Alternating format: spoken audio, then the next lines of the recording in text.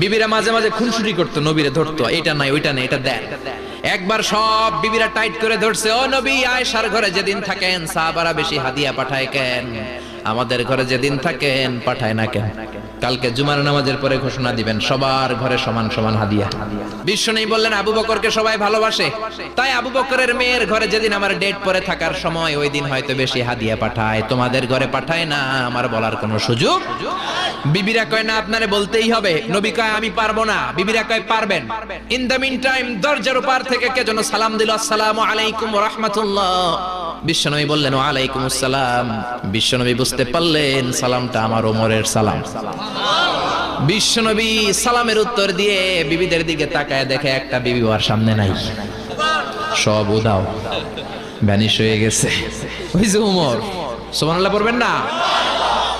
এই জন্য ওমরকে শয়তানও ভয় পেত।